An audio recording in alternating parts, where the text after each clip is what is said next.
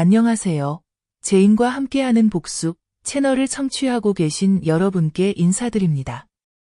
제 이름은 혜자이고 올해 69세입니다. 고흥군 전라남도가 고향입니다. 사람들의 인생 이야기를 들을 때마다 저는 늘 고개를 끄덕이며 듣곤 했습니다. 그래, 세상에 별일이 다 있지. 하지만 저 자신은 언젠가 내가 영화에서나 볼 법한 비극에 빠질 거라고는 한 번도 생각해 본 적이 없었습니다. 저는 막내 아들 준석, 그리고 그의 아내 민서와 함께 살고 있습니다. 그들이 결혼하던 날, 저는 기뻐서 눈물을 흘렸습니다. 민서는 예쁘고 말도 다정하며 학식도 있었습니다. 속으로 생각했죠. 3대의 복을 모아야 이런 며느리를 얻는구나. 하지만 몰랐습니다. 그 온순한 얼굴 뒤에 돌보다 차가운 심장이 숨겨져 있다는 것을. 1년 전 저는 가벼운 뇌졸중을 겪었습니다. 왼쪽 몸이 약해지기 시작했고 움직임이 느려지고 손이 떨려 지팡이를 써야 했습니다.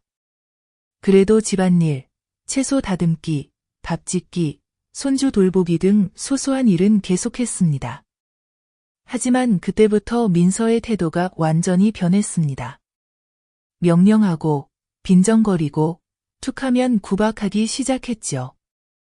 무언가를 떨어뜨릴 때마다 저를 쓸모없는 사람 보듯이 쳐다봤습니다. 어느 날 그릇을 떨어뜨리자 저를 뚫어지게 보며 말했습니다. 엄마가 못하겠으면 아예 손대지 마세요. 저는 눈물을 삼키고 고개를 돌렸습니다. 준석, 제 아들은 모든 걸 듣고 보고 있었지만 아무 말도 하지 않았습니다. 그는 자기 방에 들어가 문을 닫았습니다.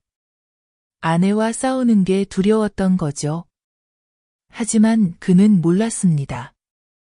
그 침묵이 오히려 꾸짖음보다 더 아프다는 것을. 어느 날, 저는 욕실에서 미끄러졌습니다. 분명히 그날은 저녁 6시였습니다. 등이 바닥에 부딪히고 머리가 물통에 닿았습니다. 손을 뻗어 떨리는 손으로 구조를 외치려 했지만 소리가 나오지 않았습니다. 욕실 문은 잠겨 있었고 저는 차가운 바닥에 누워 눈앞이 아찔해지는 가운데 시계 소리만 들렸습니다. 민서는 친구 생일 파티에 간다고 저를 집에 두고 문을 잠갔습니다. 준석은 출장 간다고 했고요. 저는 10시간 동안 꼼짝없이 누워 있었습니다. 그러다 이웃인 육숙 아주머니가 개 짖는 소리를 듣고 이상하게 여겨 여러 번 불러도 대답이 없자 문을 두드리고 사람을 불러 자물쇠를 부수고 저를 밖으로 꺼냈습니다. 그때 저는 이미 가벼운 혼수 상태였습니다. 의사는 몇 시간만 더 늦었어도 완전히 마비될 수 있었다고 했습니다. 정신을 차렸을 때는 왼팔에 아무 감각이 없었습니다. 모두가 저를 안타까운 눈으로 바라봤지만 민서만은 병원에 도착하자 진한 화장에 빨간 립스틱, 싸늘한 표정으로 저를 보며 말했습니다. 엄마, 왜 이렇게 귀찮게 해요? 저 지금 중요한 파티 가는 길이에요. 저는 아무 말도 하지 않았습니다. 속이 산산이 부서지는 것 같았습니다. 준석을 봤더니 그는 고개를 숙이고 주먹을 꽉 쥐고 있었습니다. 저는 화가 나지 않았습니다. 그저 실망스러웠을 뿐입니다. 그리고 고개를 돌려 눈을 감았습니다. 바로 그 순간 저는 계획을 세우기 시작했습니다. 조용히 아무에게도 말하지 않고 불평도 없이 제 자신을 위해 공평함을 되찾기 위한 계획이었습니다. 퇴원 후 집에 돌아와서도 아무 일 없던 척 했습니다. 저는 부엌에서 따로 밥을 먹고 집 뒤쪽 작은 방에서 따로 잠을 잤습니다. 민서는 여전히 매일같이 빈정거렸습니다. 엄마, 이제 늙었으니 쉬세요. 괜히 뭐 하다가 또 귀찮게 하지 마세요. 저는 가볍게 웃었습니다. 이 집에서 투명인간 역할을 받아들였습니다. 겉으로는 약해 보였지만 속으로는 관찰하고 기억하기 시작했습니다. 어느 날 밤 저는 우연히 민서가 부엌에서 전화하는 걸 들었습니다. 그녀는 제가 문 뒤에 있는 줄 몰랐죠. 속삭이듯 달콤한 목소리로 말했습니다. 오빠 걱정 마요. 거의 다 됐어요. 준석이 계약서만 사인하면 돈 들어오니까 우리 설진하고 결혼해요. 약속할게요. 저는 충격을 받았습니다. 누구를 오빠라고 부르는 거지? 결혼? 우리라니 준석과 자기 말고 누가 있단 말인가? 믿을 수 없었습니다. 하지만 저는 성급하게 행동하지 않고 조용히 방으로 돌아와 낡은 작은 노트에 날짜, 시간, 통화 내용을 적었습니다. 그날 이후 민서를 감시하기 시작했습니다. 외출할 때마다 나간 시간, 돌아온 시간을 기록했고 어느 날은 금고에서 돈을 꺼내 명품 가방에 넣고 4시간 넘게 외출하는 것도 봤습니다. 저는 거실에서 뜨개질을 하는 척 눈을 감고 있었지만 귀는 열려 있었습니다. 듣고, 기억하고, 정보를 모았습니다. 저는 바로 행동할 수 없다는 걸 알았습니다. 기다려야 했습니다. 뱀이 꼬리를 드러낼 때까지. 그리고 그 기회는 생각보다 빨리 왔습니다. 어느 금요일 저녁, 민서는 준석에게 친구들과 식사하러 간다고 거짓말을 했습니다. 집을 나서자마자 저는 녹음 버튼을 눌렀습니다. 그리고 동식이라는 예전에 알던 호텔 경비원에게 전화를 걸어 오늘 밤 우리 조카 손님 있을 거야. 잘 좀 봐줘 라고 말했습니다. 2시간 후 동식이 전화를 걸어왔습니다. 혜자 아주머니, 그 아가씨가 어떤 키 큰 남자랑 팔짱 끼고 VIP룸에 들어가서 아주 다정하게 웃고 떠들더라고요. 저는 고마워요. 역시 그랬군요. 라고만 했습니다. 그때 창밖을 보니 비가 내리기 시작했습니다. 차가운 빗방울이 지붕을 두드리고 제 마음에도 떨어졌습니다. 한 방울, 한 방울이 모두 아픔이었습니다. 하지만 저는 울지 않았습니다. 이제 시작해야 할 때라는 걸 알았으니까요. 복수의 계획이 막 싹트기 시작했습니다. 다음 날 아침, 아무 일 없던 듯 행동했습니다. 민서는 새벽 5시가 다 되어 집에 들어왔습니다. 머리는 헝클어지고 립스틱은 흐릿했으며 저를 보고 놀란 눈빛이었습니다. 저는 손주 옷을 개고 있다가 가볍게 웃으며 말했습니다. 일찍 들어왔네. 민서는 1초 멈칫하더니 억지로 웃으며 네, 친구 집에서 자고 연락을 깜빡했어요. 라고 했습니다. 저는 대답하지 않고 그냥 옷을 계속 개었습니다. 하지만 속으로는 확신했습니다. 이제 민서도 내가 의심하고 있다는 걸 안다는 것을. 그 순간 깨달았습니다. 더 이상 숨길 필요가 없다는 걸 저는 큰 판을 벌이기로 했습니다. 그리고 그 시작은 다름 아닌 민서였습니다. 그날 저는 예전에 제가 화재에서 구해줬던 만호 씨에게 전화를 걸었습니다. 그는 지금 빈증에 살며 인맥이 넓은 분입니다. 간단히 사정을 말하고 만호 오빠, 나는 이제 잃을 게 없어. 민서의 정체만 밝혀주면 돼. 나머진 내가 알아서 할게 라고 했습니다. 만호 씨는 한참 침묵하더니 알겠어. 필요한 거 있으면 말해 라고 했습니다. 며칠 뒤 민서가 이상하게 들뜨기 시작했습니다.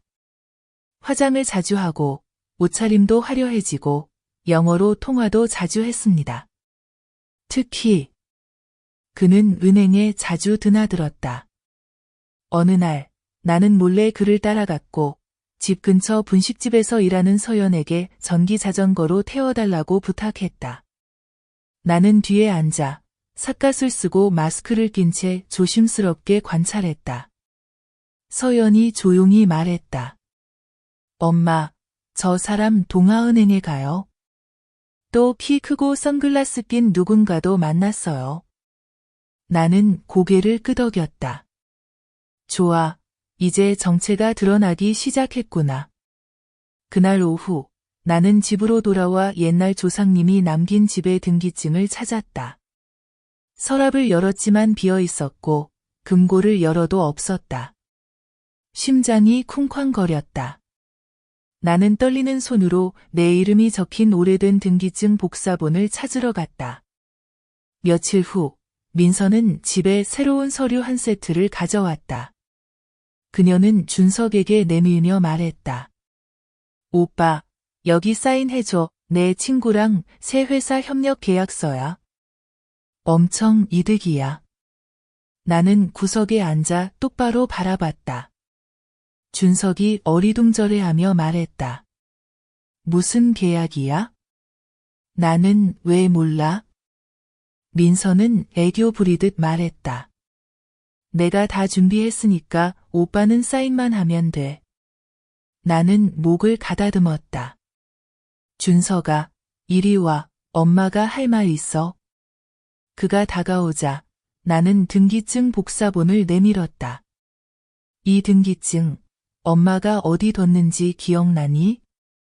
준석은 멍한 표정으로 말했다. 엄마, 금고에 뒀잖아? 나는 고개를 끄덕였다. 그래. 근데 지금은 없어졌어. 엄마가 묻는데 혹시 집 관련해서 서명한 적 있니? 그는 고개를 저었다. 기억 안 나. 아마 없을 거야, 엄마. 민서는 일어나서 날카롭게 말했다. 세상에, 서류가 어떻게 없어져요? 엄마, 무슨 소리 하시는 거예요? 나는 미소를 지으며 그녀를 똑바로 바라봤다. 누구보다 내가 잘 알잖니, 맞지, 민서야? 그녀의 얼굴이 창백해지고 나는 그녀 이마에 땀이 맺히는 걸 똑똑히 보았다. 그날 밤 나는 글을 쓰기 시작했다. 나는 손편지를 한 장 한 장, 총 69통을 썼다. 각 편지에는 한 가지 이야기, 한마디 경고, 내가 몇 달 동안 모아온 숨겨진 진실이 담겨 있었다. 내용은 모두 같았다. 이 편지를 받으셨다면 민서와 상우의 결혼식에 참여하시기 전 신중히 생각해 주십시오. 이 결혼은 사랑의 결혼이 아니라 자금 세탁과 재산 탈출을 위한 연극입니다. 사진, 녹음, 계좌 내역을 첨부합니다. 나는 매일 조금씩 사람을 시켜 여러 우체국에서 흩어져 발송했다. 모두가 결혼식 직전에 받도록 해서 아무도 대응할 틈 없이 물러서게 만들고 싶었다. 나는 가명과 가짜 주소를 썼고 모든 편지에는 내 지문을 찍어 내가 책임진다 는 약속을 남겼다. 과연 사흘 뒤 민서는 준석을 데리고 나를 찾아와 정면으로 말했다. 엄마, 우리 결혼기념 파티 크게 하려고 해요. 친구, 지인들 많이 불러서요. 나는 고개를 끄덕였다. 몇 상이니? 민서가 웃으며 말했다. 아마 69상쯤요. 예쁜 숫자죠, 엄마? 나는 준석을 바라보며 고개를 끄덕였다. 너는 어떠니? 그는 머뭇거리며 말했다. 네, 저도 그냥 민서가 그렇게 얘기해서요, 엄마. 나는 더 이상 아무 말도 하지 않았다. 그때 나는 이미 판이 끝났음을 알았다. 그 후 며칠간 나는 만호 아저씨와 조용히 일했다. 아저씨는 호텔 직원, 파티 업체, 미디어까지 결혼식 관련 서비스 공급처 명단을 주었다. 나는 아저씨를 통해 업계 사람들에게 전했다. 민서와 상우 이름의 결혼식을 맡으면 사기에 당할 수 있으니 조심하라. 단 이틀 만에 서비스 업계 단톡방에 소문이 돌았다. 결혼 앞둔 커플이 있는데 완전 사기꾼이래. 어떤 데는 계약금도 안 걸고 어떤 데는 돈 떼먹고. 게다가 나는 익명 계정으로 민서가 상우를 여보라 부르는 녹음과 은행에서 돈을 찾아 상우에게 건네는 사진을 올렸다. 여론이 술렁이기 시작했다. 결혼식이 다가오자 나는 동식 경비로부터 소식을 들었다. 롯데호텔 서울에 69상 예약했어요. 그런데 행사 당일 아침 참석 확인한 손님이 3명뿐이고 나머지는 모두 막판에 취소했어요. 나는 서연의 작은 방에서 TV를 켜고 뉴스 속보 자막을 보았다. 서울 69상 결혼식, 참석자 0, 집단 보이콧 의혹. 나는 미소를 지으며 조용히 창문을 닫았다. 그날 오후, 비가 내렸다. 비가 아주 많이 왔다. 나는 창가에 앉아 떨리는 손으로 뜨거운 차를 들고 서연의 핸드폰 화면을 뚫어지게 바라봤다. 그 화면에서는 롯데호텔 서울 연회장에서 민서와 상우의 성대한 결혼식이 생중계되고 있었다. 하지만 30분 내내 카메라는 텅 빈 의자와 아무도 손대지 않은 식탁, 당황한 직원들의 시선만 비췄다. 나는 상우가 제일 먼저 나타나는 걸 봤다. 그는 검은 양복을 입고 다급한 얼굴로 계속 전화를 걸었다. 민서는 뒤따라 나왔다. 흰 웨딩드레스에 보석이 박혀 있고 머리는 곱게 웨이브를 넣었으며 입술은 새빨갰다. 하지만 시간이 흐를수록 그 립스틱이 점점 창백해지는 걸 아무도 몰랐다. 서연은 매분마다 내게 화면 캡처를 보내줬다. 엄마, 진짜 한 명도 안 왔어요. 69상, 전부 빈 의자예요. 나는 대답하지 않았다. 그저 조용히 손가락으로 삐걱거리는 나무 의자의 팔걸이를 꽉 쥐었다. 바로 그때 서연 핸드폰의 낯선 계정에서 메시지가 왔다. 언니, 저 롯데호텔 서울 주방 직원이에요. 오늘 손님이 다 취소했고 매니저가 결제 안 하면 식탁 치우지 말래요. 그런데 민서 씨가 돈을 다 안 가져온 것 같아요. 상우 씨는 화나서 그냥 가버렸어요. 나는 길게 한숨을 쉬었다. 기쁘기 때문이 아니라 마음이 텅 빈 느낌이었다. 왜냐하면 바로 이 순간이 민서의 연극이 공식적으로 끝나는 순간임을 알았기 때문이다. 나는 답장했다. 고마워. 평소처럼 일해. 모든 게 곧 밝혀질 거야. 오후 5시쯤 서연이 장을 보고 와서 최신 석간신문을 들고 왔다. 제목이 굵게 인쇄되어 있었다. 69상 결혼식 참사, 신부가 친구들에게 외면당한 충격적 비밀? 사진에는 민서가 혼자 결혼식장 한가운데 서 있고 멍한 눈빛에 뒤에는 하얀 꽃으로 장식된 빈 의자들이 줄지어 있었다. 누가 그 사진을 언론에 보냈는지 나는 모른다. 하지만 분명 내부에 더는 못 참는 사람이 있었으리라 믿는다. 호텔 직원일 수도, 내막을 아는 하객일 수도, 어쩌면 바로 상우일 수도 있다. 왜냐하면 바로 다음 날, 호텔 주차장에서 상우가 민서에게 욕을 퍼붓는 장면이 담긴 짧은 영상이 유출되었다. 영상 속에서 그는 민서 얼굴을 손가락질하며 소리쳤다. 내가 너랑 결혼한 건 명예 때문이지. 누가 내 썩은 구석까지 끌어와서 망신시키래. 너 진짜 멍청해. 다 잃었어. 민서는 소리쳤다. 누구 때문인데? 누가 나한테 돈 달라고 했어? 이제 나 버릴 거야? 나는 그 영상을 봤지만 속이 시원하지 않았다. 나는 단지 모든 것이 이제 막 시작되었다는 느낌만 들었다. 상우 같은 사람은 절대 쉽게 지지 않기 때문이다. 아니나 다를까 일주일도 채 되지 않아 이름 없는 편지가 하숙집으로 도착했다. 오래된 노란 봉투에는 단 한 줄만 적혀 있었다. 내가 이겼다고 생각해? 게임은 이제 시작이야. K. 나는 일부러 알아보기 힘들게 휘갈겨 쓴 듯한 글씨를 바라봤다. 하지만 나는 누군지 알고 있었다. 나는 편지를 접어 주머니에 넣고 서연에게 말했다. 오늘 밤 짐 싸, 우리 이사 간다. 서연이 걱정스럽게 물었다. 엄마, 위험하다고 느꼈어?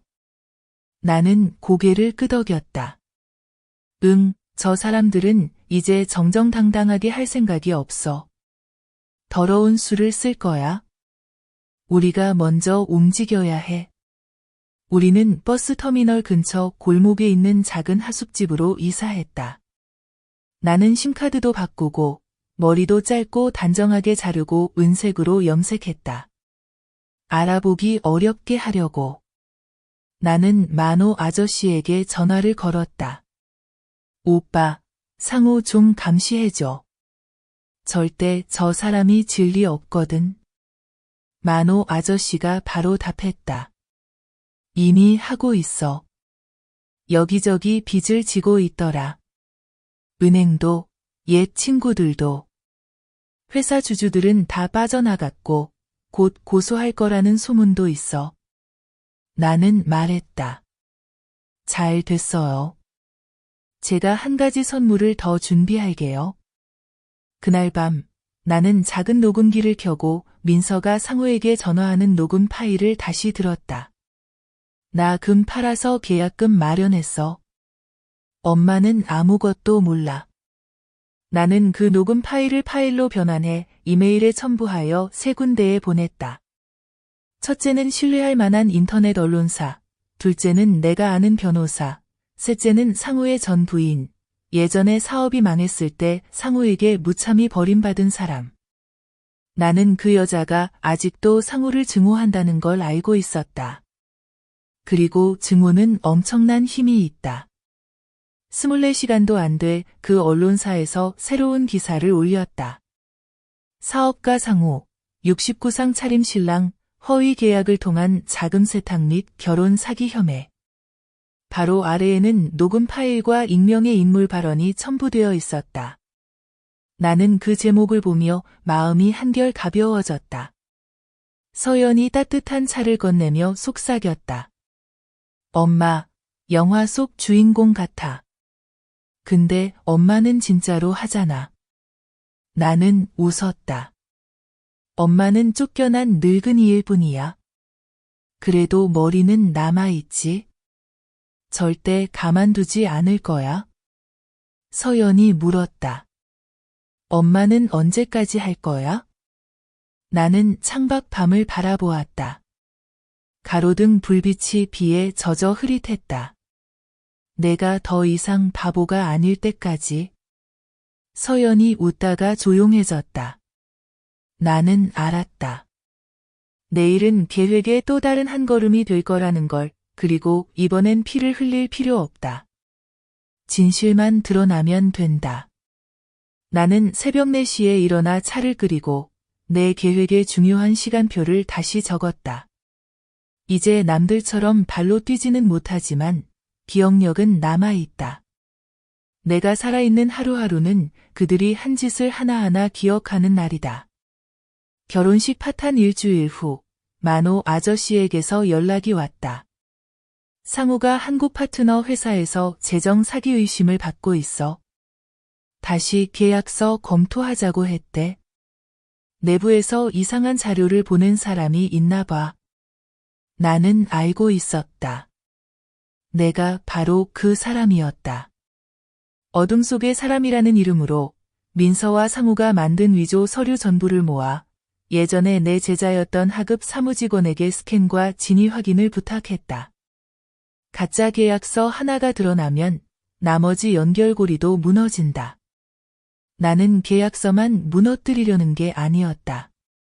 상호의 시스템 전체를 벗겨내고 싶었다.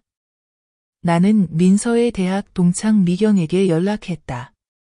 2년 전 민서에게 유령 아파트 사업에 투자하라고 돈을 빌려줬다가 8억을 날린 사람. 돈을 돌려달라고 전화했지만 민서가 번호를 차단했다. 이제 나는 미경에게 민서가 미경이 멍청해서 내 투자를 진짜로 믿었지 라고 자랑하는 녹음 파일을 보냈다. 2시간도 안 돼 미경이 그 영상을 페이스북에 올렸다. 게시물은 곧 1000회 이상 공유됐다. 나는 댓글을 하나하나 읽었다. 네티즌들은 민서를 사기 여왕, 상우를 아무도 결혼하지 않는 신랑이라고 부르기 시작했다. 그리고 나는 다음 단계, 가장 중요한 단계로 넘어갔다. 민서 가족 전체의 신뢰를 깨뜨리는 것이었다. 나는 민서가 상호와 호텔에 있는 사진, 얼굴이 선명히 나온 각도를 골라 민서의 친어머니에게 손편지와 함께 보냈다. 이름은 쓰지 않고 당신이 낳았지만 사람답게 키우진 못했네요. 라고만 적었다. 3일 후 민서 어머니가 시골에서 올라와 한밤중에 민서 집에 들이닥쳐 울부짖었다. 너 뭐 하는 짓이냐? 우리 동네에서 고개도 못 들고 다니게 만들었냐? 민서는 소리쳤다. 나 잘못한 거 없어. 쟤네가 나를 해친 거야? 어머니가 민서를 한 대 때리고 바닥에 주저앉았다. 구급차를 불러야 했다. 나는 기쁘지도 후회하지도 않았다. 무너짐은 밖에서 시작되는 게 아니라 그 집 안에서부터 시작된다는 걸 알기 때문이다. 며칠 뒤 상우가 고급 아파트를 버리고 싸구려 호텔로 도망쳤다는 소식을 들었다.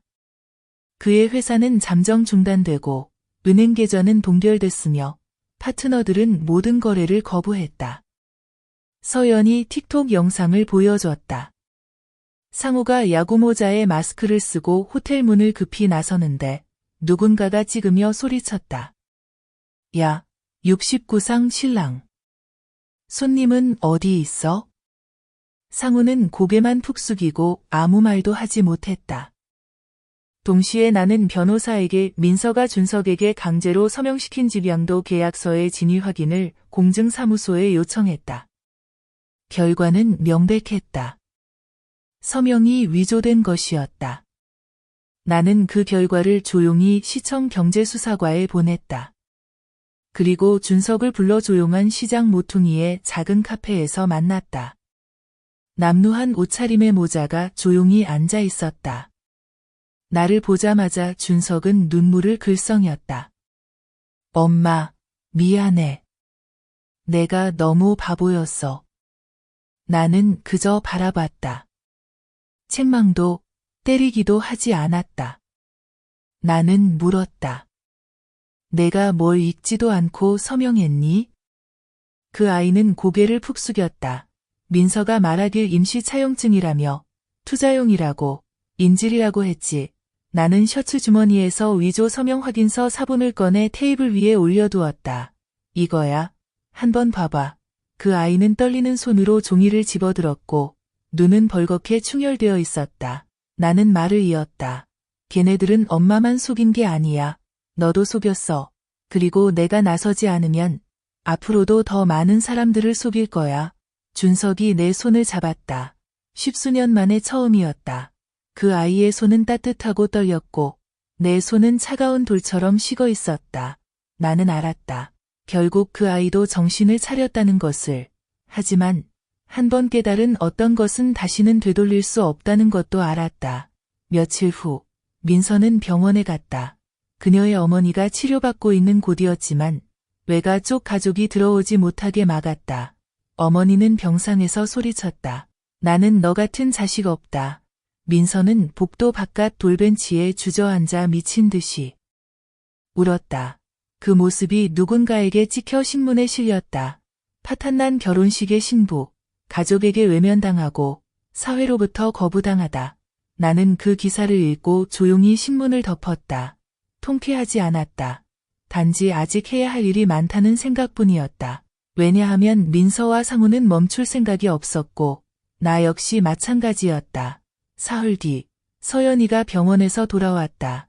얼굴은 창백하고 입술엔 마른 피가 묻어 있었다.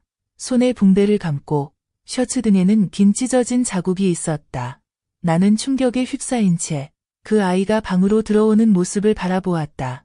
서연은 털썩 주저앉아 헐떡이며 말했다. 엄마, 낯선 남자 둘이 길을 막고 때렸어. 내 일에 참견하지 말라고 했어. 나는 그 옆에 앉아 야윈 손으로 어깨를 꽉 잡았다. 얼굴을 봤니? 서연은 고개를 저으며 눈물을 글썽였다. 아니, 마스크를 쓰고 있었어. 그런데 한 명은 뒤통수에 K 타투가 있었어. 나는 그 말을 듣고 심장이 한 박자 멎는 듯했다. 상우, 이제 반격을 시작한 것이다. 그리고 나 대신 서연, 그동안 조용히 날 도와준 딸을 공격 대상으로 삼았다. 나는 주먹을 꽉 쥐고 손톱이 손바닥에 박혀 피가 날 때까지 참았다. 수십 년 만에 처음으로 다시 한번 분노가 불길처럼 치솟는 걸 느꼈다. 맞아서가 아니라 약한 아이가 나 대신 다쳤기 때문이었다. 나는 서연을 방에 데려가 상처를 닦아주고 약을 먹인 뒤 아이가 깊이 잠들기를 기다렸다. 그리고는 낡은 외투를 걸치고 휴대폰을 꺼내 만호에게 전화를 걸었다. 여보세요. 만호 씨. 한 번만 더 도와줘요. 이번엔 가볍지 않아. 그의 목소리는 머뭇거렸다. 무슨 일이야? 나는 차갑게 말했다. IT 업계 전문가. 해킹할 줄 아는 사람을 만나고 싶어요. 2배로 지불할게요. 상호 회사 내부 시스템에 들어가야 해요. 그는 한참 침묵했다가 말했다. 사람을 찾아볼게. 하지만 혜자 씨, 이번엔 진짜 위험해. 나는 미소 지었다. 그놈들이 내 딸을 때렸어. 이제 법도 없어. 사흘 뒤, 나는 30살쯤 돼 보이는 보안 업계에서 일했던 청년 P를 소개받았다. 어두운 카페에서 만난 그는 말했다. 가족 일에 엮이고 싶지 않아요. 하지만 혜자 이모에 대한 기사를 읽었어요. 도와드릴게요. 돈은 필요 없어요. 나는 고개를 끄덕였다. 상호 회사의 거래 내역, 특히 해외로 나간 이체, 내부 계약서가 필요해요. 많으면 많을수록 좋아요. 나흘 후, 나는 작은 하드디스크와 함께 40개가 넘는 문서 목록을 받았다. 그 안에는 수십억짜리 허위 계약서, 유령 직원의 가짜 급여 명세서, 내부 녹음 파일, 그 안에서 상호가 말했다. 민서랑 결혼한 건 서류 맞추려는 거지. 돈은 반반 나누기로 했어. 그 엄마는 늙고 바보라서 아무것도 몰라. 나는 그 엄마는 늙고 바보라는 말을 듣고 몸이 떨렸다. 모욕 때문이 아니라 그가 나를 사람으로 생각한 적 없었음을 깨달았기 때문이다. 나는 이 녹음 파일 사본을 3군데에 보냈다. 법률신문, 사기꾼 폭로 전문 유튜버, 경찰 수사기관, 이름도 흔적도 남기지 않았다. 이틀 뒤 유튜브에는 영상이 넘쳐났다. 69상 차린 신랑의 충격적 진실, 돈 세탁 결혼? 언론이 들끓었고 여론은 폭발했다. 댓글 하나하나가 상호의 가면을 벗기는 칼날이 되었다. 그리고 처음으로 상호는 경찰 소환을 받았다. 나는 익명의 문자를 받았다. 내가 잘났다고 생각하지 마라. 그 애도 무사하지 못할 거다. 나는 바로 전화를 걸었다. 상대는 머뭇거리다 끊었다. 나는 두렵지 않았다. 다만 내가 망설이면 서연이 다음 피해자가 될까 두려웠다. 나는 낡은 가방을 들고 상호 회사로 곧장 갔다. 정문 앞에서 당당하게 경비에게 말했다. 내 이름은 혜자입니다. 상호 대표의 사기 증거를 제출하러 왔어요. 경비는 얼굴이 하얗게 질려 막으려 했지만 나는 빨간색으로 인쇄된 공문을 내밀었다. 증거 첨부 고발장, 수사 요청. 그때 상호는 12층에 있었다. 그는 나를 내려다보며 내가 용서를 구하러 온 줄 알았다. 하지만 나는 고개를 들어 그를 바라봤다. 눈을 깜빡이지 않고 구걸이 아니라 도전의 눈빛으로 나는 돌아섰다. 더 이상 아무 말도 하지 않았다. 그날 밤 비가 많이 내렸다. 서연은 고열에 시달리며 중얼거렸다. 엄마 제발 그 사람들이 날 데려가지 못하게 해줘. 나는 곁에 앉아 손을 꼭 잡고 속삭였다. 아무도 널 데려가지 못해. 엄마가 여기 있어. 엄마가 여기 있어. 하지만 내 마음속에서는 이미 다음 단계를 준비하고 있었다. 상호를 무너뜨리는 것만이 아니라 이 업계에서 영원히 사라지게 만드는 것. 다음 날 아침 나는 일찍 일어났다. 해가 막 트기 시작했고 아직 햇살은 없었지만 내 마음에는 이미 물러설 수 없는 결심이 타오르고 있었다. 나는 차를 끓여 서연에게 한 잔, 나에게 한 잔을 따라 낡은 나무 탁자 위에 올려두었다. 아이는 아직 잠에 취해 얼굴이 붉었지만 숨결은 고르게 돌아왔다. 나는 이마에 손을 얹고 다정하게 말했다. 걱정 마. 엄마가 다 해결할게. 그리고 휴대폰을 켜서 위조 서명 확인을 부탁했던 변호사 태석에게 전화를 걸었다. 태석 씨, 한 가지 더 도와주세요. 그의 목소리는 진지했다. 말씀하세요. 혜자 씨, 나는 말했다. 상우가 재무제표를 위조해 은행을 속이고 대출을 받았다는 증거가 있어요. 고발장과 자료를 정리해 줄 수 있나요? 태석 씨는 이유를 묻지 않았다. 그는 단지 말했다. 알겠습니다. 자료 전부 보내세요. 제가 처리하겠습니다. 나는 피가 제공한 모든 데이터를 가져와 은행과 관련된 항목만 추렸다. 내부 신용계약서, 가상계좌 명세서, 그리고 상우가 조수에게 땅값만 올리면 돼, 은행놈들 멍청해서 바로 승인할 거야, 라고 말하는 내부 동영상 한 편이었다. 나는 늦게까지 앉아 있었고, 손에 쥔 마우스가 떨렸으며, 눈이 피로로 흐릿해졌다. 하지만 나는 스스로에게 쉴 틈을 주지 않았다.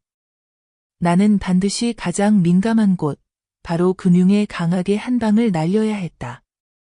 이틀 후, 전국 최대의 금융 전자신문이 조사 기사를 실었다. 사업가 상우와 신용 조작 의혹, 유령 자산으로 대출받기. 아래에는 상우가 경찰서에서 나오는 사진이 있었고, 얼굴을 숙이고, 옆에는 개인 변호사가 서 있었다. 동시에 상우 회사가 4천억 동 이상 대출받았던 국영은행이 공지문을 냈다. 상우 시스템에 속한 모든 지점과의 신용관계를 잠정 중단한다고. 나는 만호 씨에게 소식을 받았다. 제 혈압 올라서 어젯밤 입원했어. 그래도 아직 살리려고 애쓰고 있어. 나는 웃지 않았다. 기쁘지도 않았다. 나는 단지 말했다. 아직 부족해. 왜냐하면 나는 안다. 숨이 붙어 있는 한, 상우는 멈추지 않을 것이다. 그리고 정말 그랬다. 그날 오후, 나는 시장을 보고 돌아오다가 낯선 남자가 내 하숙집 앞에서 기다리고 있는 것을 보았다. 40살쯤, 선글라스를 끼고 검은 셔츠를 입은 남자였다. 그가 말했다. 혜자 씨 맞죠? 그냥 전화로 왔어요. 너무 멀리 가지 마세요. 나이도 있으니 이제 쉬세요. 나는 아무 말도 하지 않고 그를 뚫어지게 쳐다봤다. 내 눈에 더는 눈물이 없었지만 시선은 칼처럼 날카로웠다. 그가 입맛을 다시며 말했다. 독수리 잡을 수 있을 것 같아요? 잡으면 당신 목이 먼저 날아가.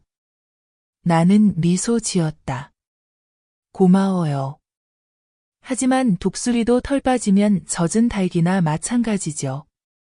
그는 멈칫하다가 떠났다.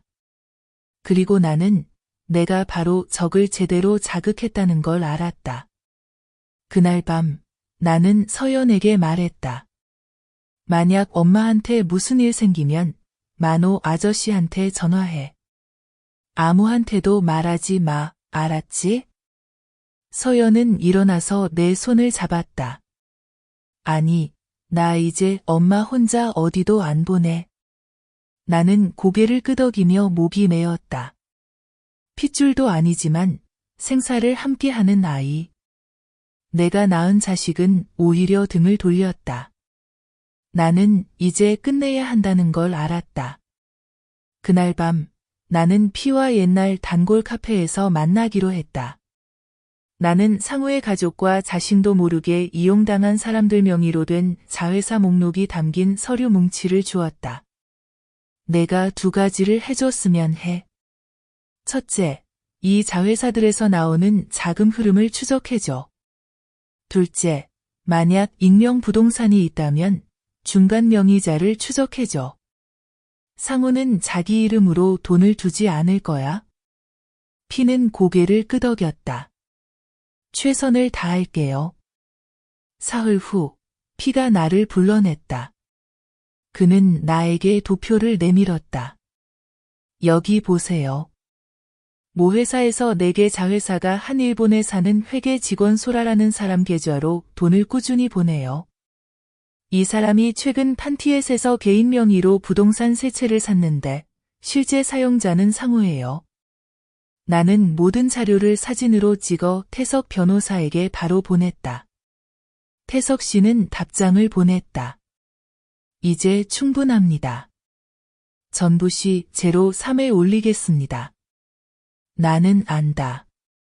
시 제로3손에 들어가면 아무도 못 빠져나온다. 이틀 후 상우는 자금 세탁 혐의로 구속됐다. 그날 밤 나는 처마 밑에 앉아 있었다. 비는 오지 않았고 바람이 살랑살랑 불었다. 서연이 옆에 앉아 따뜻한 우유를 건넸다. 엄마가 이긴 거 맞아?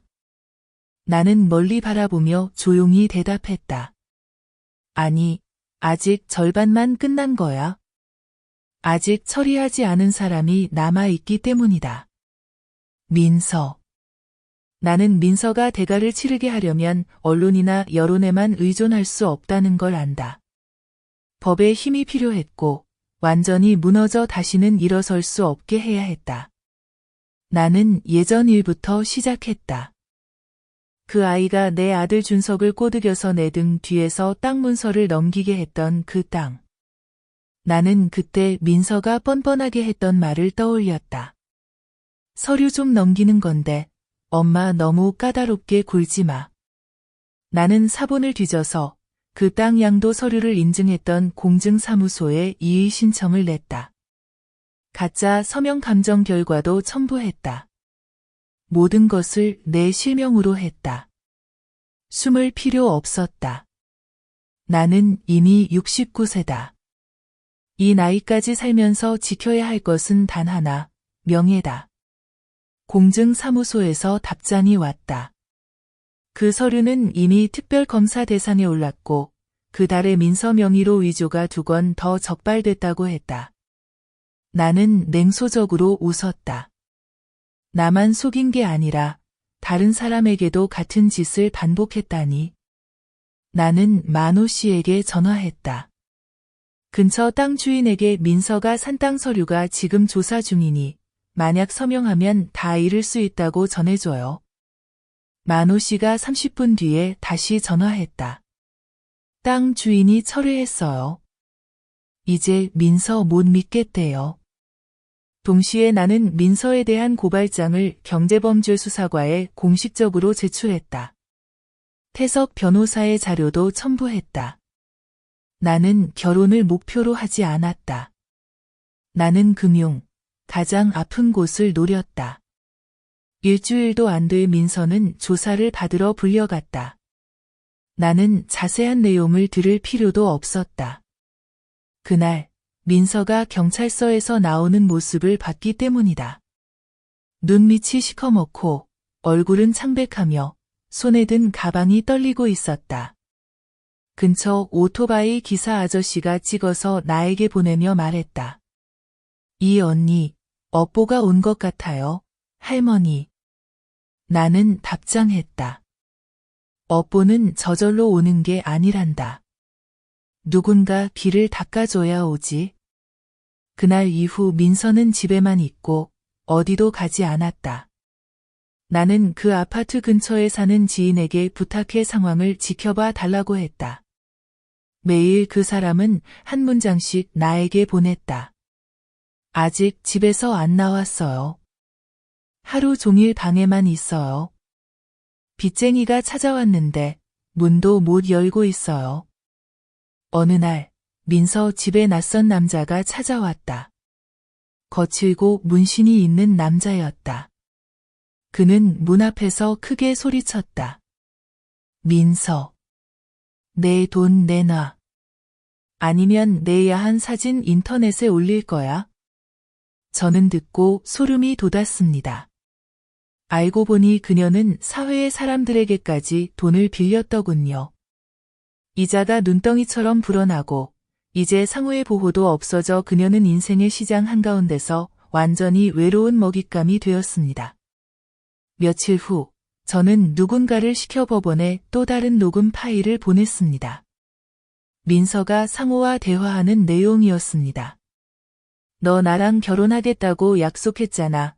내 집 마련 도와주겠다고 했잖아. 이제 도망치면 나 진짜 죽어버릴 거야.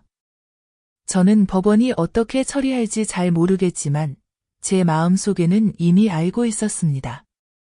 그녀의 거짓된 성의 벽돌 하나하나가 거의 다 무너졌다는 것을요.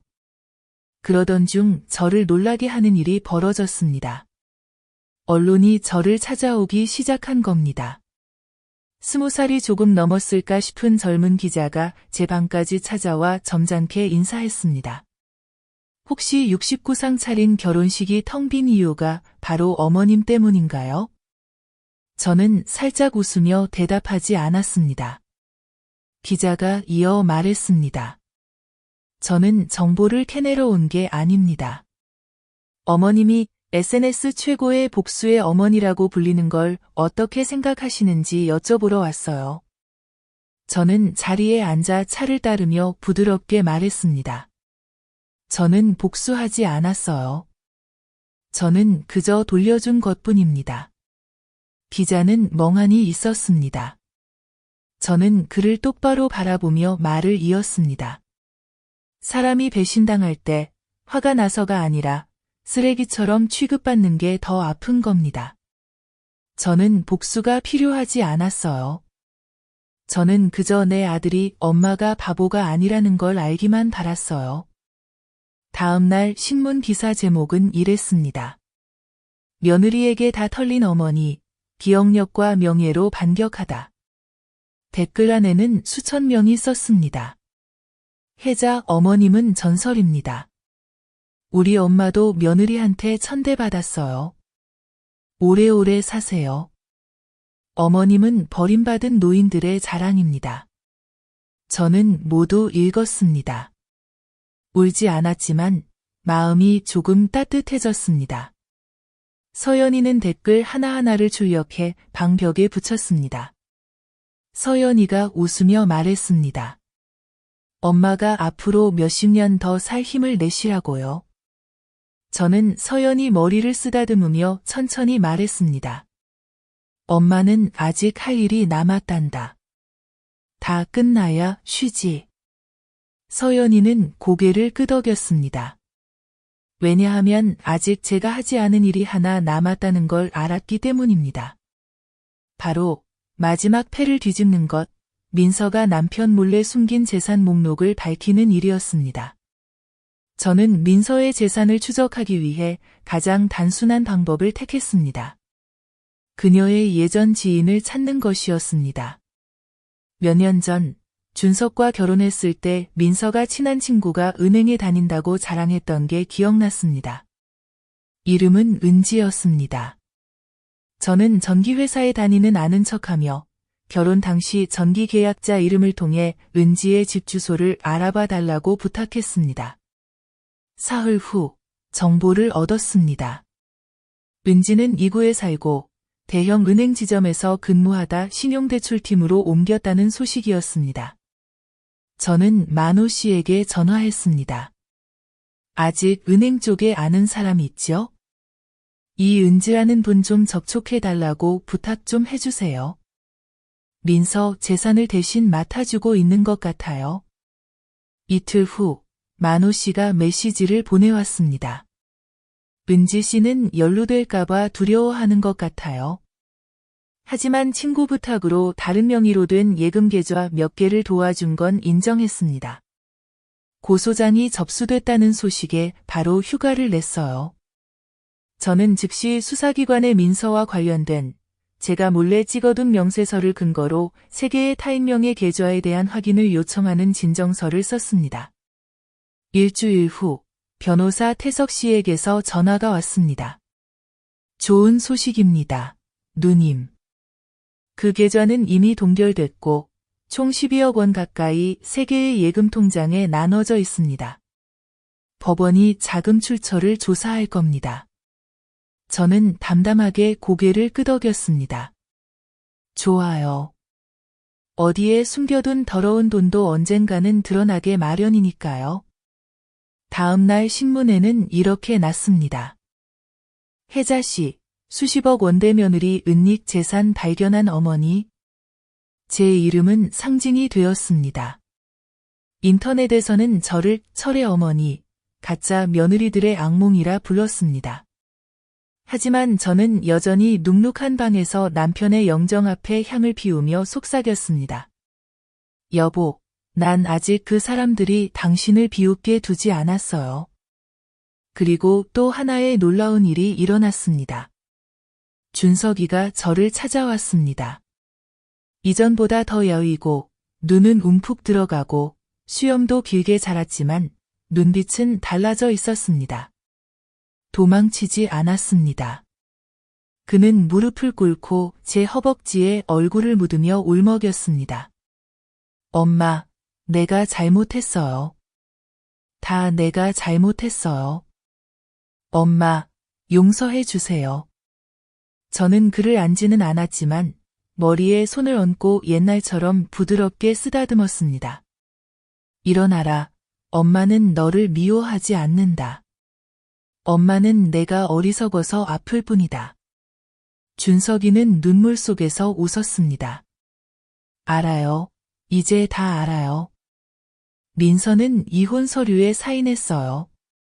뉘우쳐서가 아니라 더 이상 뜯어낼 게 없다는 걸 알았기 때문이에요. 저는 길게 한숨을 내쉬었습니다. 이제 엄마는 괜찮구나.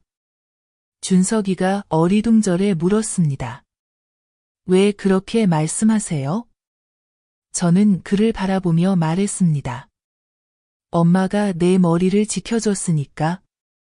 평생 눈먼 남편으로 살게 두지 않았으니까.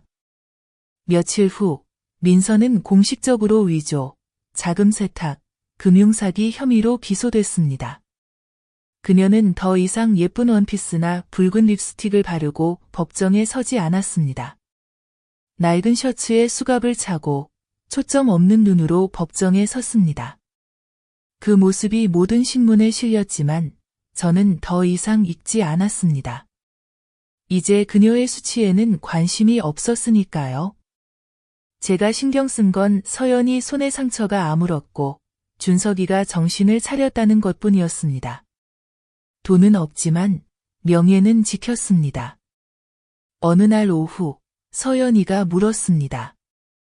엄마, 만약 다시 돌아간다면 또 그렇게 하실 거예요?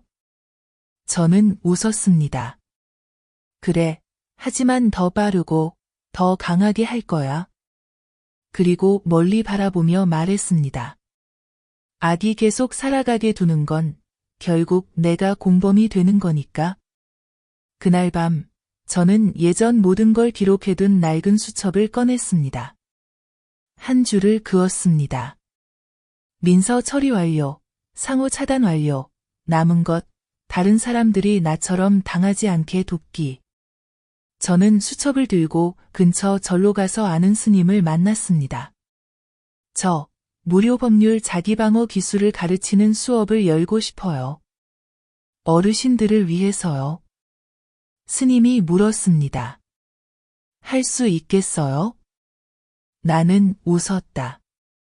나는 더 이상 힘이 많지 않지만 아직 기억력이 남아있고 또 명예도 남아있다. 나는 내가 폭풍을 견뎌냈다는 걸 안다. 이제는 다른 사람들이 휩쓸리지 않도록 도울 때다. 민서가 잡혔다는 소식은 마른 숲에 큰 불이 번지듯 빠르게 퍼져나갔다.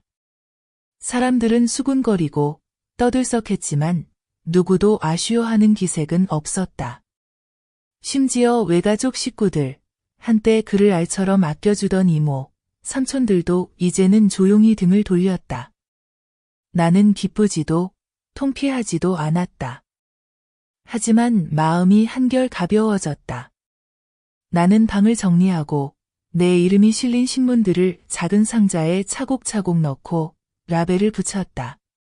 기억, 잊지 않기 위해. 어느 날 오후 나는 손글씨로 쓴 편지 한 통을 받았다. 낡은 종이에 또박또박 쓴 글씨, 발신인 고등학교 때 룸메이트였던 친구, 추. 신문에서 너를 봤어, 혜자. 내가 이렇게 치열하게 살 줄은 몰랐어. 나는 지금 지방에서 사회복지 일을 하고 있어. 혹시 내가 원하면 폭력 피해 여성 모임에 내 이야기를 들려주도록 초대하고 싶어. 그 사람들에게 내 이야기가 필요해. 나는 몇 번이고 그 편지를 읽고 추에게 전화를 걸었다. 갈게. 하지만 공로를 자랑하려는 게 아니야. 나는 그저 그 사람들이 나처럼 조용히 죽어가지 않기를 바랄 뿐이야. 일주일 후, 나는 작은 강당에서 20명 남짓의 여성들 앞에 섰다. 나이는 20살에서 60까지 다양했다. 모두의 눈빛에는 슬픔이 서려 있었다. 나는 민서 이야기도 69번의 손님 없는 결혼식도 꺼내지 않았다. 대신 이렇게 물었다. 여기 계신 분들 중 자식에게 배신당한 적 있는 분 계세요? 아무도 손을 들지 않았다. 하지만 몇몇은 고개를 숙였다. 나는 이야기했다. 아무런 미사여구도 눈물도 없이 그저 있었던 일을 그대로 말했다.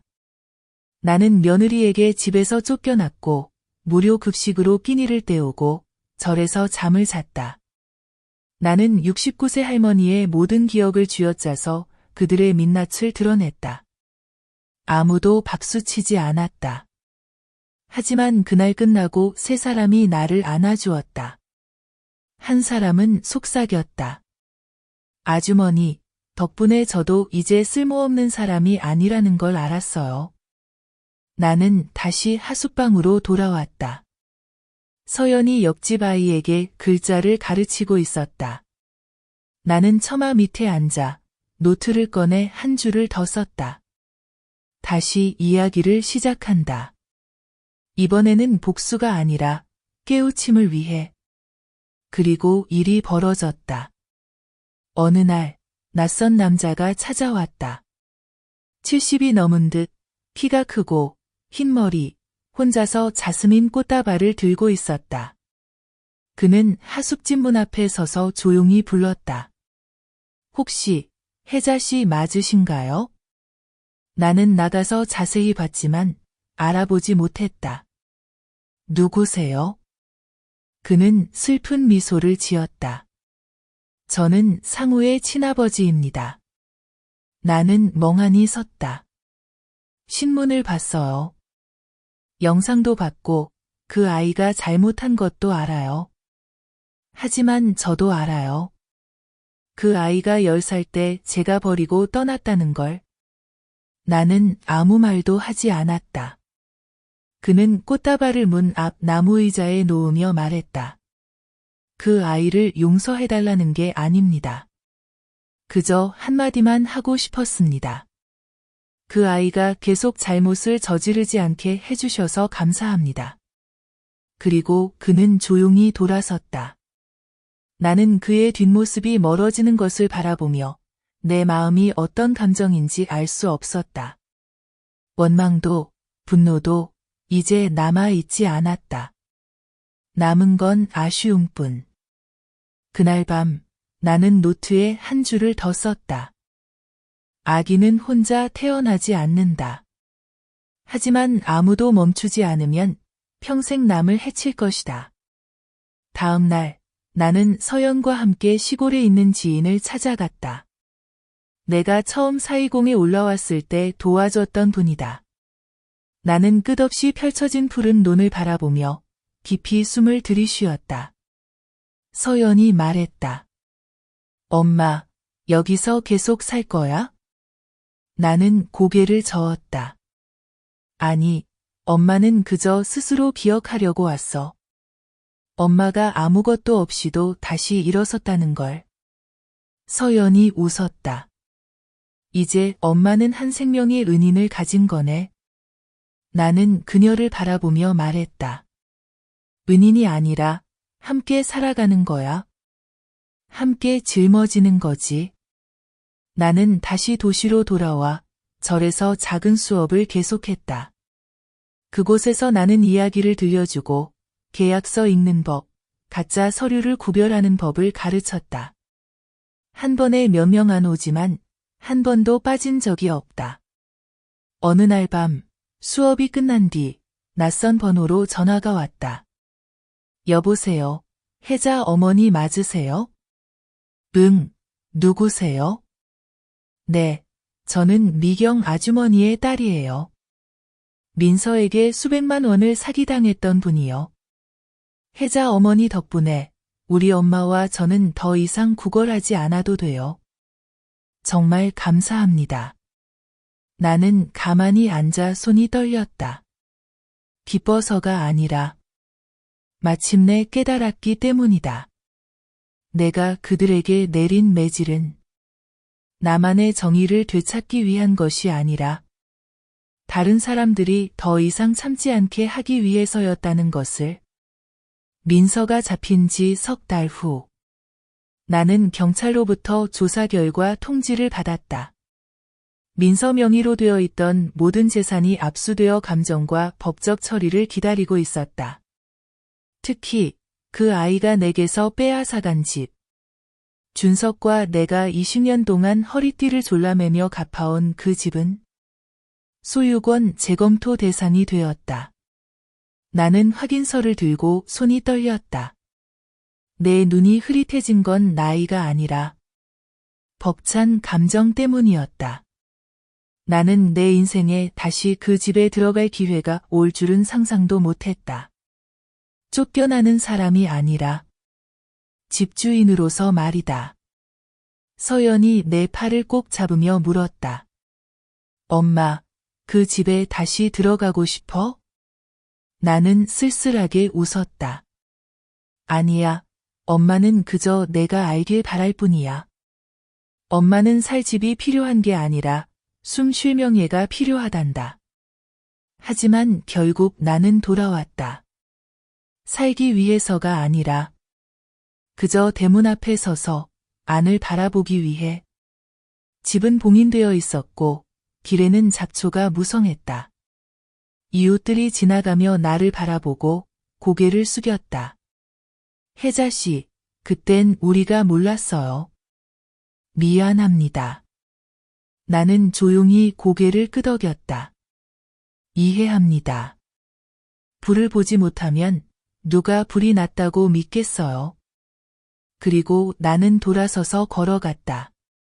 나는 아무것도 붙잡지 않았다.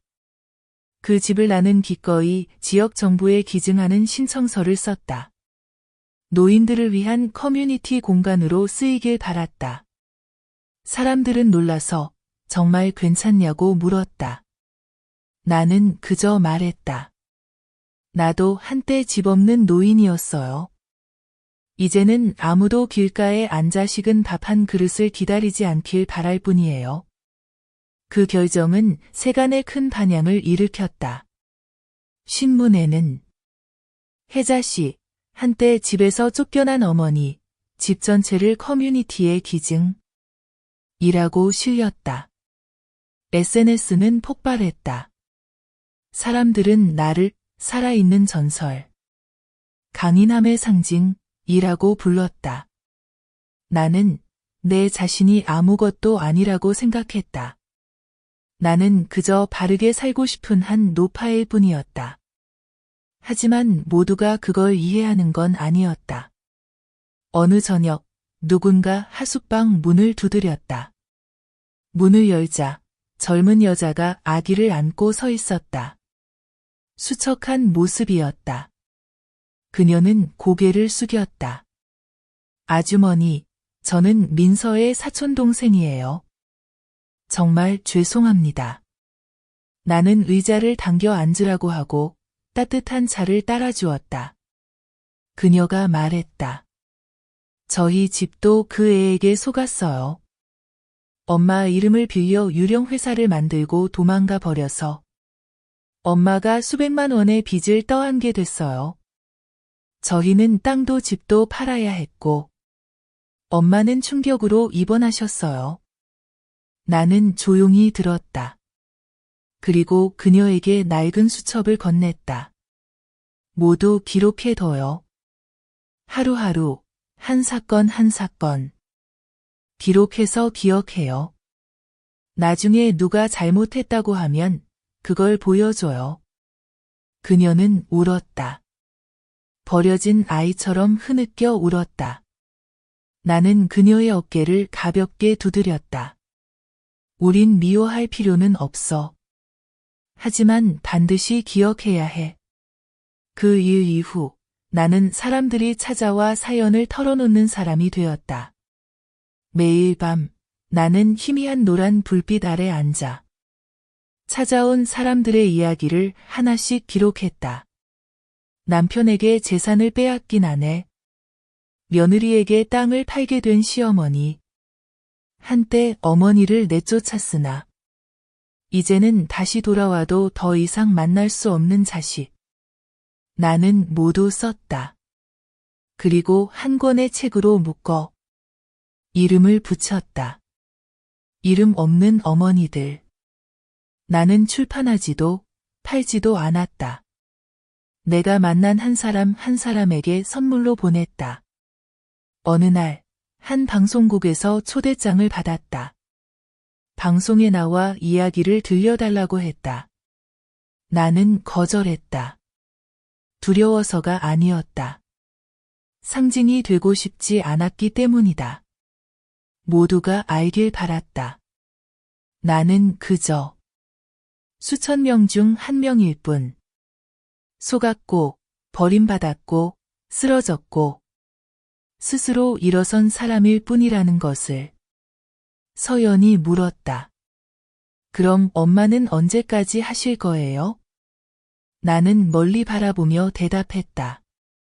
언제까지 기억할 수 있을 때까지? 그녀가 물었다. 만약 엄마가 잊어버리면요? 나는 웃었다. 그땐 내가 대신 기억해줘. 나는 그녀에게 내 수첩, 가장 첫 번째 수첩을 건넸다.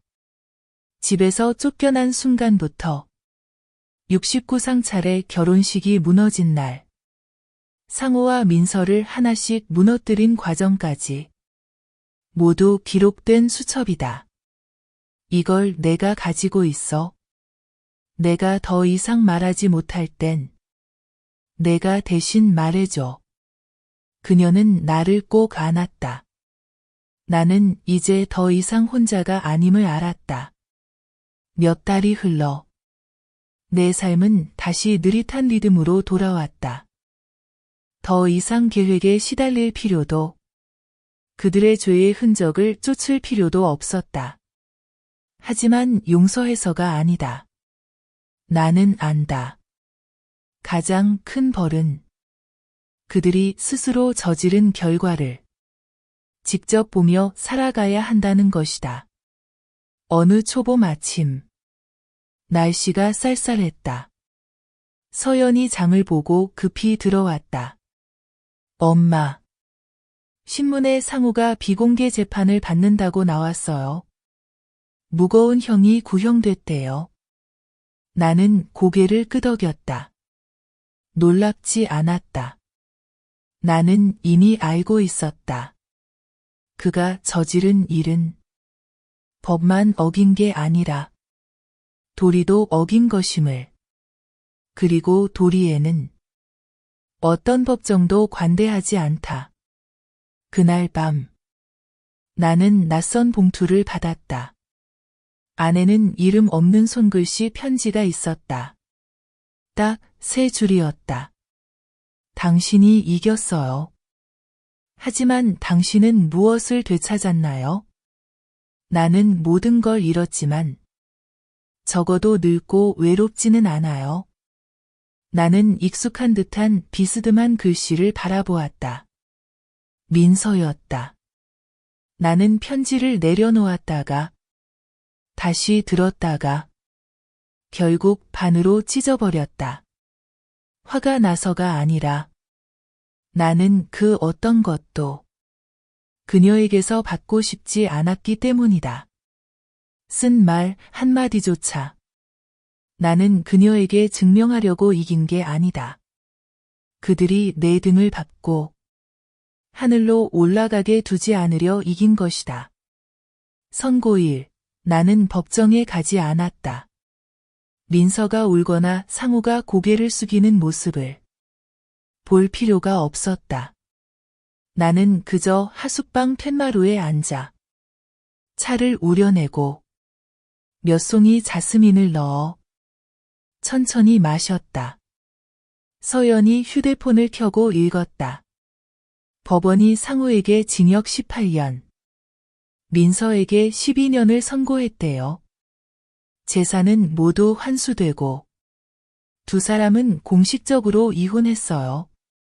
나는 아무런 동요도 없었다. 그저 물었다. 준석은 지금 어때? 서연이 말했다. 그는 시골로 전근을 신청해서 자선센터에서 일한대요. 나는 고개를 끄덕였다. 좋다. 다시 걸을 길이 있다. 얼마 후 준석이 나를 찾아왔다. 그는 과자 상자와 2봉지 보약을 들고 왔다. 많이 말하지 않고 오래도록 나를 바라보다가 입을 열었다. 엄마는 저를 용서하셨나요? 나는 그것을 오랫동안 바라보다가 조용히 말했다. 엄마는 아직 화나지 않았어. 엄마는 그저 아쉬울 뿐이야. 엄마가 믿었던 유일한 사람이, 엄마의 믿음을 가장 빨리 저버린 사람이 너라는 게. 준석은 고개를 숙이고 떨리는 목소리로 말했다. 알아요. 앞으로는 엄마가 저에게 다시 살 기회를 주신다면 그 기회로 잘못을 갚고 싶어요. 나는 조용히 그의 손 위에 내 손을 얹었다. 내가 돌아와 준 것만으로도 엄마는 기뻐. 하지만 잘못을 갚으려고만 살지 마. 올바르게 사는 것, 그게 엄마에게 진짜 빚을 갚는 거야. 그날 밤, 준석은 집에 머물렀다. 두 모자는 함께 앉아 별다른 말을 하지 않았다. 하지만 그 침묵 속에서 내 마음이 조금씩 가라앉는 것을 느꼈다. 몇 주 후, 젊은 기자들이 찾아와 나에게 영감을 주는 프로젝트를 위해 촬영을 요청했다. 나는 거절했다. 유명해질 필요가 없었다. 그러나 그 팀에 20살쯤 되어 보이는 눈이 반짝이는 젊은 여자가 남았다. 그녀는 작은 쪽지를 건네며 말했다. 저는 서연이와 같은 학교를 다녔어요. 그때 어머님이 며느리에게 학대당하는 걸 봤었어요. 지금 이렇게 계신 걸 보고 그냥 감사드리고 싶었어요. 죽지 않아 주셔서요. 나는 웃었다. 이상하게 들리는 말이었지만 어떤 칭찬보다 더 맞는 말이었다. 그날 밤 나는 노트를 꺼내 한 줄을 더 썼다. 죽지 않는 것, 그것이 가장 큰 승리다. 서연이 보고 놀라 물었다. 엄마, 이 말은 무슨 뜻이에요? 나는 살짝 젖은 눈으로 웃었다. 엄마도 한때는 죽고 싶었어. 하지만 죽지 않았고, 그래서 삶에 아직 살아볼 만한 것이 많다는 걸 알게 됐지. 그날 이후 나는 작은 모임을 만들었다. 이름은 혜자 엄마의 구석. 배신당하고 속고 집에서 쫓겨난 사람들을 위한 모임이다. 모금도 요란한 일도 없다. 그저 함께 모여 각자의 이야기를 나눈다. 한 사람이 말하면 한 사람이 들어준다. 그리고 각자 집으로 돌아갈 때면 자신이 혼자가 아니라는 걸 알게 된다. 나는 더 이상 복수하지 않는다. 나는 그저 나 자신을 위해. 그리고 반격할 힘은 없지만 여전히 존엄하게 살 자격이 있는 사람들을 위해 살아간다. 어느 날 아침, 혜자 엄마의 구석 모임 준비를 하던 중 전화번호부에 저장되지 않은 번호로부터 이상한 문자를 받았다. 짧은 한 문장이었다. 누가 엄마 얘기를 교도소에서 했어요. 나는 찡그렸다. 교도소? 1시간도 안 되어 만호 씨가 전화를 걸어왔다. 평소처럼 담담한 목소리였다. 혜자 씨, 내부 소식 들었어. 교도소에서 민서가 동료 죄수와 다툼이 있었대.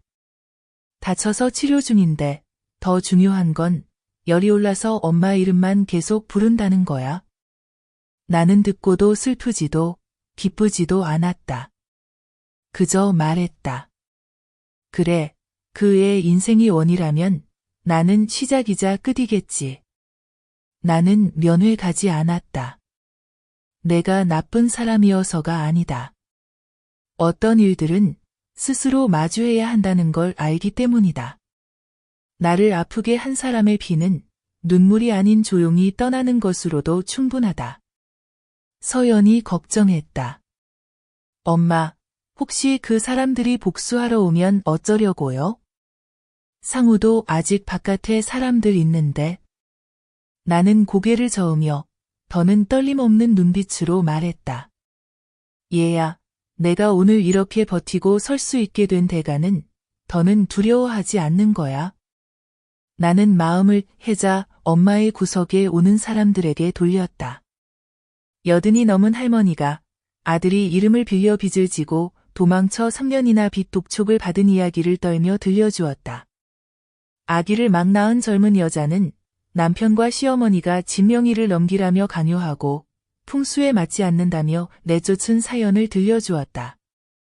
모든 이야기는 칼날 같았지만 동시에 치유의 기회이기도 했다. 나는 작은 글쓰기, 법률 문의, 증거보관법 등을 가르치기 시작했다. 며느리가 몰래 땅을 넘긴 적 있는 할머니는 이제 조그만 손으로 열심히 받았으며 처음 글을 배우는 아이처럼 눈이 반짝였다. 나는 안타까움과 분노가 동시에 치밀었다. 나이 들어서도 스스로를 지키는 법을 배워야 한다는 것이 안타까웠고, 사실 이들 중 누구도 이런 일을 겪지 않아도 됐을 것이라는 점에 화가 났다. 어느 날, 나는 시 여성회 소규모 세미나에 초대받았다. 평소처럼 거절하려 했지만 이번엔 나를 도와준 적 있는 화 씨가 전화했다. 화 씨는 말했다. 혜자 씨, 내가 초대한 건 유명해서가 아니라 진짜 사람이기 때문이에요. 우리에겐 진짜 사람이 필요해요. 그래야 다른 분들도 스스로 일어설 수 있다는 걸 알 수 있으니까요. 나는 갔다. 아오자이도 화장도 하지 않았다. 낡은 바바이 옷에 전통 수건을 두르고 작은 단상에 올라 말했다. 나는 누구보다 나은 사람이 아닙니다. 나는 그저 집에서 쫓겨나 무료 급식을 먹고 병원에서 절까지 걸어가 본 사람입니다. 그리고 내 핏줄도 아닌 한 사람이 내 손을 잡고 일으켜 세워준 적이 있습니다. 나는 앞줄에 앉은 서연을 바라보았다. 그녀는 고개를 끄덕이며 눈시울이 붉어졌다. 나는 이어 말했다. 이 이야기를 하는 건 누군가의 동정을 바라는 게 아닙니다. 혹시라도 주저앉아 있는 누군가가 있다면 그들도 일어설 수 있다는 걸 알게 해주고 싶어서입니다. 세미나는 조용히 끝났다. 아무도 박수를 치지 않았다. 하지만 누군가가 나를 따라와 내 손에 노트와 펜을 쥐어주며 말했다. 아주머니, 어디서부터 시작해야 할지 모르겠어요. 가르쳐 주세요. 나는 첫 장에 썼다. 1일째, 나는 아직 살아있다. 그리고 노트를 돌려주며 그녀의 눈을 깊이 바라보았다. 여기서부터 시작해요. 몇 주 후, 한 젊은 여자가 내 방을 찾아왔다. 수줍은 모습으로 아기를 안고 있었다. 그녀는 민서가 가짜 생활기술 수업을 열고 예약금만 받고 사라졌을 때 피해자 중 한 명이었다. 나는 물었다. 무슨 일로 엄마를 찾아왔니? 그것은 수줍게 말했다. 저는 돈을 받으러 온 게 아니라 감사 인사를 드리러 왔어요. 덕분에 사람들이 제가 바보가 아니라는 걸 알게 되었어요. 저는 단지 속은 사람이었을 뿐이에요. 저는 의자를 끌어 앉으라고 권하고 차를 따라 주었습니다. 그리고 말했습니다. 속았다고 해서 내가 바보가 되는 건 아니야. 계속 속아주는 게 진짜 바보지. 그는 고개를 끄덕이며 눈물에 젖은 채 웃었습니다. 그날 밤, 저는 일기에 적었습니다. 나 같은 할머니가 젊은 소녀에게 스스로를 지키는 법을 가르칠 수 있다면 나는 정말 가치 있게 산 거야. 그리고 나는 압니다. 이 여정은 아직 끝나지 않았다는 것을. 아직도 너무 많은 사람들이 한 번도 이런 말을 들어본 적이 없으니까요. 너는 존중받으며 살아갈 자격이 있어. 7월 중순 어느 오후, 하늘에서 폭우가 쏟아졌습니다. 아침부터 늦은 오후까지 내리는 비였습니다. 저와 서연은 엄마 혜자 코너에서 한 여성을 위한 법률 서류를 정리하고 있었습니다. 그때 급하게 누군가 문을 두드렸습니다. 문을 열자 13살쯤 되어 보이는 젖은 소년이 떨리는 손으로 접힌 쪽지를 내밀었습니다. 혜자 할머니, 누가 이걸 전해달라고 했어요. 제가 쪽지를 받으려는 순간 소년은 아무 말 없이 비를 뚫고 골목길로 달려가 사라졌습니다. 쪽지를 펼치니 삐뚤빼뚤하게 한 줄이 적혀 있었습니다. 멈추지 않으면 우리가 널 편히 재워줄 거야. 서연은 얼굴이 새파래져서 말했습니다. 세상에, 혹시 상우나 민서 쪽 사람이야? 저는 아무 말 없이 창밖의 비를 바라봤습니다. 마음은 잔잔했습니다. 겁나지 않는 게 아니라 두려움은 이미 과거의 일이었기 때문입니다. 저는 조용히 휴대폰을 꺼내 만호 씨에게 전화를 걸었습니다. 오빠, 내 자취방에서 절까지 가는 길을 누가 따라오는지 좀 봐줘. 매일 낯선 사람이 나타나는지 확인해줘. 그는 간단히 대답했습니다. 알겠어. 3일 후, 만호 씨는 이렇게 문자를 보냈습니다. 2번 낯선 남자가 골목 모퉁이에 서 있었어. 한 번은 우비를 입고 얼굴을 가렸고 또 한 번은 배달원인 척했어. 자취방엔 못 들어가고 10분쯤 서 있다가 갔어. 저는 그 문자를 보며 마음이 조금 가벼워졌습니다. 상우가 판결을 받은 후 그의 몇몇 사업 파트너들이 제가 조용히 있으면 여러 일이 묻힐 거라 생각할 수 있겠지만 저는 침묵하기 위해 태어나지 않았습니다. 그날 밤 저는 엄마 혜자 코너에서 특별 모임을 열었습니다. 주제는 평소처럼 법률이 아니라 위협을 받았을 때 어떻게 해야 하나? 였습니다. 저는 모두에게 녹음하는 법, 안전한 곳에 정보를 보내는 법, 휴대폰으로 간단히 위험 알림, 시스템을 만드는 법을 하나하나 알려주었습니다. 그리고 강조했습니다. 우리는 약하지만 약하다고 해서 만만한 건 아니야. 서연이 조용히 말했습니다. 엄마가 우리한테 혁명을 가르치는 거야. 저는 웃으며 말했습니다. 혁명 아니야. 나는 너희에게 고개 숙이지 않고 사는 법을 가르치는 거야. 몇 주 뒤 뜻밖의 일이 일어났습니다. 시경찰이 저를 불러 조사에 협조해달라고 했습니다. 처음엔 조금 걱정됐지만 직접 가보니 정중하게 맞아주었습니다. 젊은 수사관이 말했습니다. 혜자 선생님, 저희가 선생님 관련 사건을 조사하다가 6명 이상의 조직적 사기 행위를 발견했습니다. 모두 민서와 상우의 돈 세탁에 연루되어 있던 이들입니다. 저는 잠시 침묵하다가 대답했습니다. 전부 알지는 못하지만 기억나는 건 다 말씀드릴게요. 3시간 후 저는 지친 몸으로 경찰서를 나왔지만 마음은 또렷했습니다. 집으로 돌아가는 길, 제 인생에서 만났던 수많은 사람들을 떠올렸습니다. 옛집, 문 밖으로 내쫓기던 날, 병원 복도에서 웅크리고 자던 밤들. 모든 것이 오늘로 이어졌습니다. 숙소에 도착하니 문틈에 사진 한 장이 끼워져 있었습니다. 저와 서연이 시장에 가는 모습이 멀리서 찍힌 사진이었습니다. 흐릿했지만 평범한 사람이라면 충분히 겁을 먹을 만한 사진이었습니다. 서연이 경찰에 신고하자고 했지만 저는 말렸습니다. 아니야, 엄마한테 방법이 있어. 그날 밤 저는 개인 SNS에 이렇게 올렸습니다. 몰래 찍어주신 분께 감사해요. 이미 10장 인화해뒀어요. 일상 속 유령 앨범을 만들려고 더 찍어주시면 골목 앞 카페에서 아이스티 한 잔 대접할게요. 게시물 아래에는 수백 개의 응원과 박수, 웃음 댓글이 달렸습니다.